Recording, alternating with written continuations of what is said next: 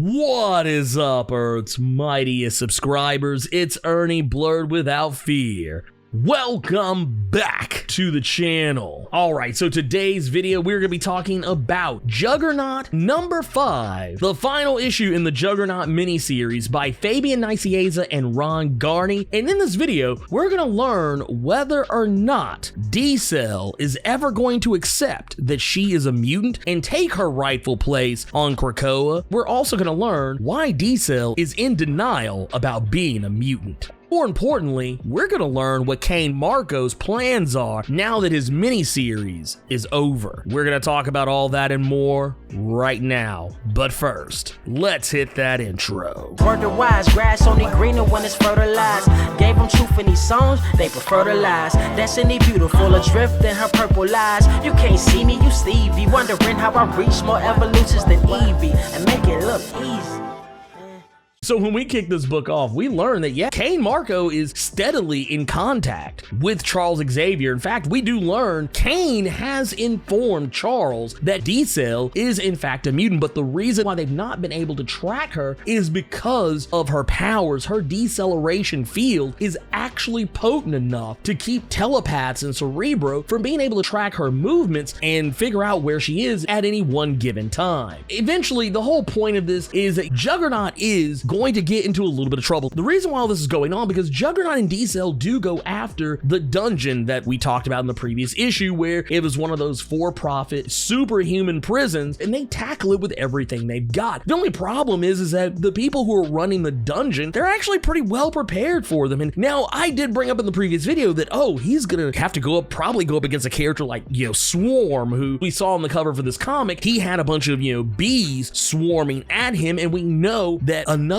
character who supposedly had ties to Arnim Zola was supposedly working at the dungeon as well. Well, that actually turned out to not be the case, but we do learn they actually do have Swarm in custody there, and they are using her abilities as well as the abilities of the mutant Toad and putting them together to create some new kind of power set to try and fight back against superpowered people. And combining these powers together, it actually kind of creates something that does actually hurt the Juggernaut. Now, granted, they're not able to detain Juggernaut for any longer than what it takes to knock him down because, for one, they take too much time trying to steal his bands of Cyttorak so they can mass produce them for, the military and the NFL, but D-Cell is there and she is able to stop everybody from trying to take the bands off of him. Something that I don't think we've really talked about, the fact that can his bands be so simply removed? And when they end up busting a hole out of the ship, they realize they don't really have anywhere to go, so Juggernaut pulls a move that honestly didn't expect him to do, and it's that he brings up to the dungeon that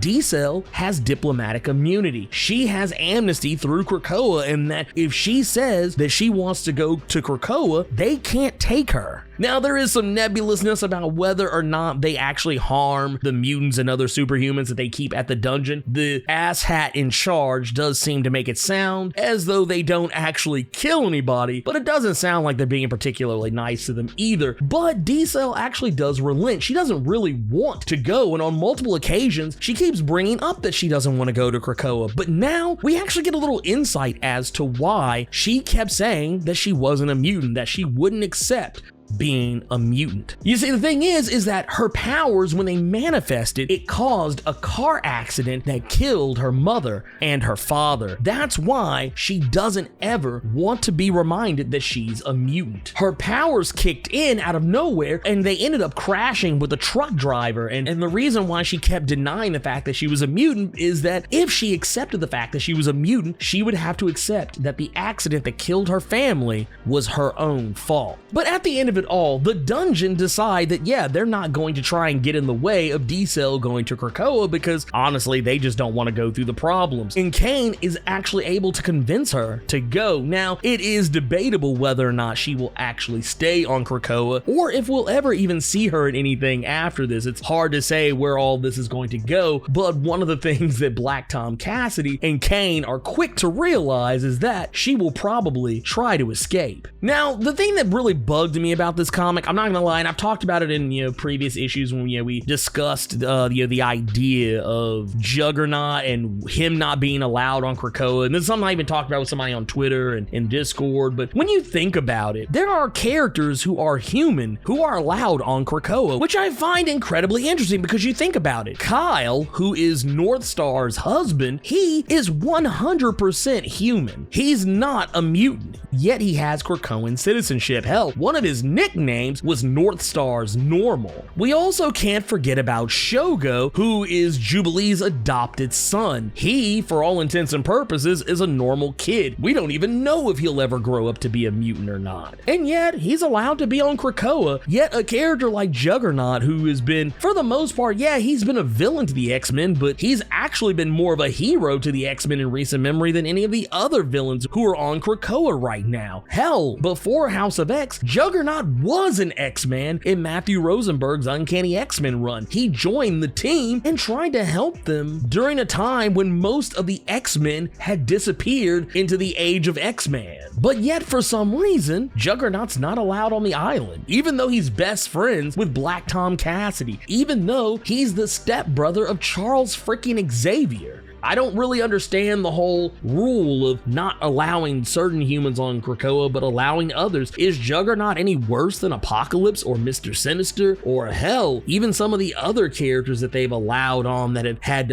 weird or nebulous alignments either for or against the X-Men in the past? Hell, so many different characters are on that island, and yet for some reason, yeah, Juggernaut not allowed. Selene and Implate are on the island, and yet Juggernaut is left to sit out in the cold. But one thing I am glad to say about Juggernaut is that he's not going to be sitting on his laurels, because he's actually working on something that is going to be his next big thing. I think with Savage Avengers, Juggernaut's realized he's got a taste for the whole team dynamic, and I feel like he wants to give people a chance like himself that didn't get the chance from other people. So we find out that he actually goes back and gets all of the particles that created Quicksand, and with the help of Arnim Zola and Primus, they reconstitute Quicksand's body. At this particular point, Quicksand is no longer under any kind of mental control, so the first thing she wants to do is kill Arnim Zola, but Juggernaut has other plans. He feels like they could become something better. They could become something far greater than the sum of their parts. Each of them could have a chance at redemption. Maybe not so much Arnim Zola, because, he was a Nazi and all that, used to work for Hydra, and even more recently was very much on board with Hydra during the Secret Empire story arc, so it's not like he's turned over a new leaf in recent memory. But Primus and Quicksand do like what Juggernaut has to offer, and what Juggernaut is offering them is a partnership, because he believes that together they could be unstoppable. I don't know where this is going to go. I don't know how far they're going to allow Fabian Nicieza to go with this, or if anyone's going to pick the story arc up and run with it from there, or